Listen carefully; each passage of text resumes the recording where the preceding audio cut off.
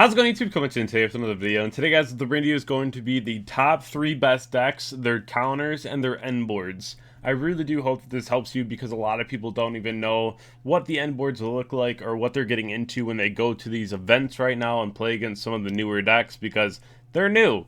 And a lot of times people don't have as much practice or time to practice, so I hope this video does catch you up to speed.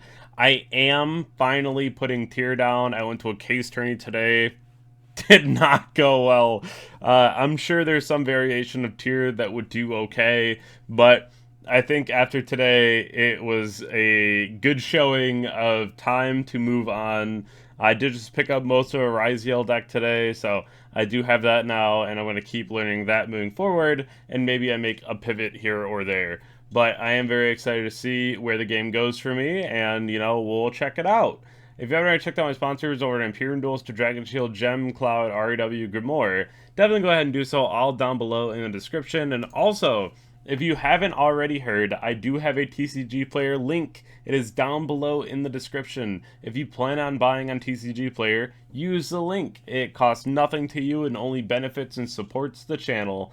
I do appreciate it, and I hope that you all appreciate the information I'm about to give you. Subscribe to the channel, and let's hop right on into the video. Your top 3 decks for the format will be the Fiendsmith Ryzeal deck, the Fiendsmith Kashtira deck, or Sky Striker Maliss. I think all these decks are fantastic. They had a much bigger impact on the format than I thought they were going to, but the biggest thing for me, at least in Anaheim, was that there was a lot of players who could have been playing things like Fire King, Snake, and done equally well, but they chose to play the newer decks because they're getting bored of Snake. So we could have easily seen a win from something like Fire King Snake, but the same players who would have played that picked up the newer deck, right? So for me, it's always going to be a matter of, oh, we have this new shiny toy, so that means it's going to have more representation and do better in the top cut if it's a competent deck, because more players will gravitate toward playing the new thing instead of the old played out Snake deck. That being said, the decks are still very strong with what they can do. I think all 3 of these, if you want to pick a deck up right now, these are going to be fantastic choices to be testing for Orlando, which is going to be in February. I do recommend playing one of these 3. You can play like other decks, but if you realistically want to go to a tournament, you want to do well, you want to play one of these. Now, one of the things, shout out to Cody Angeloff, they told me a long time ago, is when I was still on Striker and I was doing like okay but not like that great, and I just really couldn't see myself playing anything different at the time, he was like, why are you playing that deck? Because when you go to an event, you already have so much variance and things that you're going to be playing against. Why make it an uphill battle for you playing something like Striker? And it kind of like blew my mind at the time, even though it seems pretty obvious. But it's one of those things where it's like, you know, if you just play the best deck, you already have that bit of advantage for you, because usually the best deck has ways to not punish you when you do things wrong. So it kind of covers for itself. And I think that's really important too. Whereas if you have to play a deck super perfect to get anywhere in the tournament, you're just having no room for variance, you're having no room for mess-ups. And obviously that's not a position that many of us want to be in. So these are your top 3 decks right now. I highly recommend playing one of them. And I know they can get a little bit expensive. Comment down below if you want a budget guide as far as the top 5 decks that I would choose. While you're on a budget, I completely understand and I can make that video. These decks are not invincible though. They do have counters, and there is a lot that I want to talk about. Now, set rotation is a one of, and I've talked about this with multiple of my friends.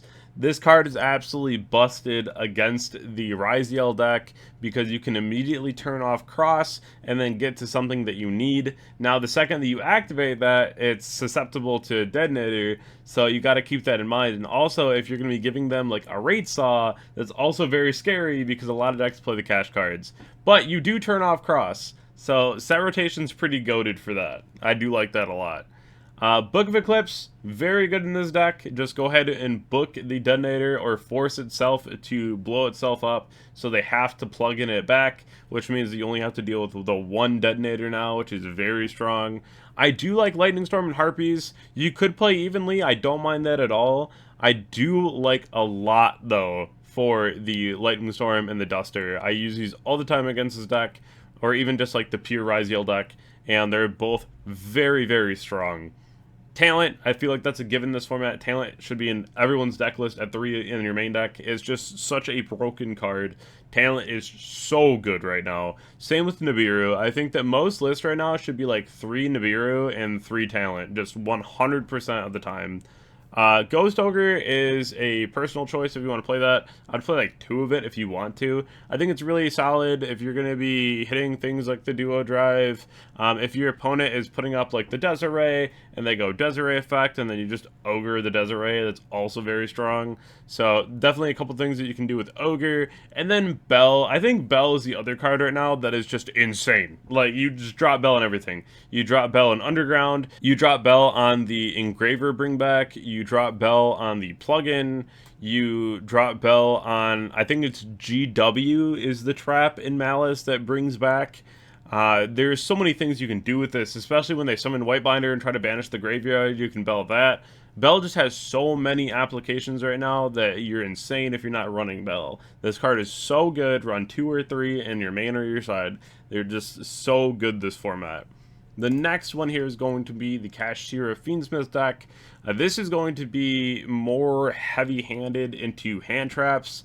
They'll play like minimal cash bodies, and they try to just Fiendsmith combo every single turn. I do like Bell, again, for the same reasons. Ogre onto things like Birth is really strong, or Desiree. Nibiru is still really good. Game 1, usually you'll see your opponent go for Caesar, and then game 2 and 3, they'll go for like the Desiree line, so keep that in mind. Main decking Nib right now is crazy. The card is so good. Obviously Bishals, because this deck just has so many targets to hit with Bishals. Book of Eclipse to force out things like Desiree. Talents to be able to steal things like Desiree. I love that. Bait Desiree and then Talent Take. It's pretty crazy. Lightning Storm, Duster, be able to bait the Desiree to get rid of the negation off the board, get rid of things like Birth that are problematic, all very, very strong. Now for Maliss. Maliss is becoming the craziest deck out of the Ryzeal and Maliss war. I know that there was a regional today where Striker Maliss got 1st and 2nd, and Maliss is putting up a lot of numbers. So is Ryzeal, but I do think that Maliss has a higher ceiling, and there's a lot more things that you can do. Obviously, Lancia, Keck W, that sucks, you know, when you get hit by it, it's just like, oh no, like, what do I do? But you have to put up a half board, and we'll talk about the half board in a minute. It's really important that you realize that Lancia is in everyone's side deck, and you just have to be ready for that and accept that going into a tournament. I do like the Kaijus against this deck, because if your opponent is passing on the Terahertz, because they almost never pass on a Maliss card, they pass on a Terahertz with back row. If you just like Kaiju the Terahertz, you get rid of the Deceive Worm being engraved, any kind of like pack bit shenanigans, or if they want to go ahead and send down like a Mirror Logic. So you just get rid of the Terahertz immediately, and it forces your opponent into a very awkward spot. So I definitely like that a lot, especially in tandem with like Kaiju plus Duster, right? Like, that's just insane. It's very, very strong. Ghost Bell on Underground, or you're hitting the trap card that revives. You're hitting your opponent's Bishals when they try to banish their own cards. You're hitting the Splash Mage. Then you have Bishals in this situation, which are really good, because if your opponent summons back the Whitebinder in their turn, which they will, you just go end phase, summon a Bishal, and banish the Whitebinder. Now, they could have GW, which is going to be reviving from banished anyways, but I really like this as a end phase play, because especially if they don't have that card, or they use it to extend, let's say you have like a Bishal plus something else, and they have to use that trap to go further, and they don't have it, the second you're able to just banish the Whitebinder from the graveyard, there isn't a whole lot more that they can do.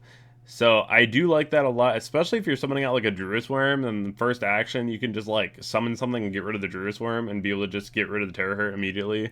So there's definitely a few different things that I like about the Bishals in this matchup.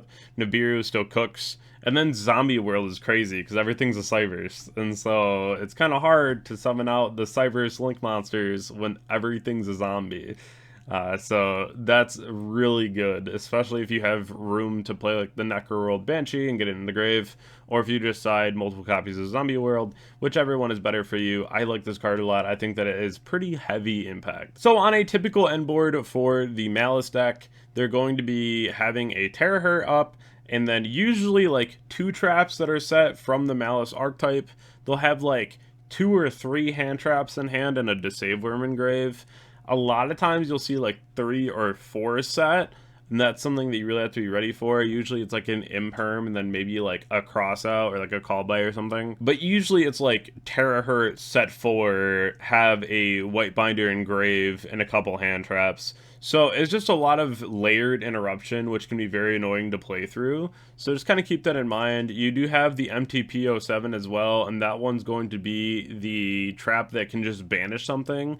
But it also adds, so you can just ash that one and not have to worry about it, which is also really strong. If you're worried about things like Perulia or Frualos, a lot of times you have to make a half board, and especially if you get hit with like Lancia, you really want to make a half board. So if you're able to get to like an IP and a name, then when you pass to your opponent, you can just quick effect make like a White Binder, right? And that's even better than just having nothing. And then usually they'll have 1 or 2 traps. So at this point, it's probably just going to be like the MTP, because then you can summon out the White Binder, the banishes from the graveyard, and then use MTP to add another name and then also banish a card.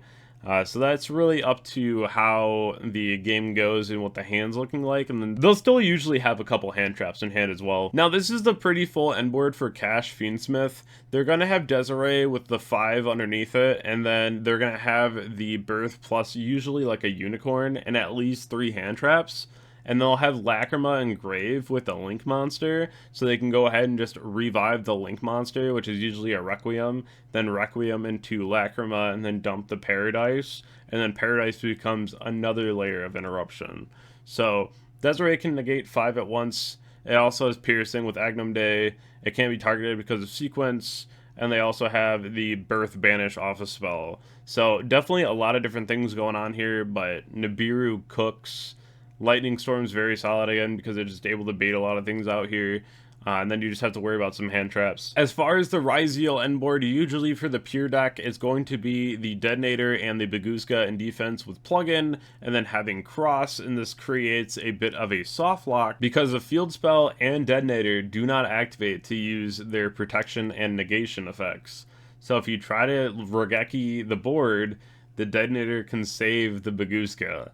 If you activate a monster effect that the Ryzeal player doesn't like, they can just cross negate. So it's definitely very annoying, but this is a end board that you'll see quite often. This is another reason why I really like Book of Eclipse.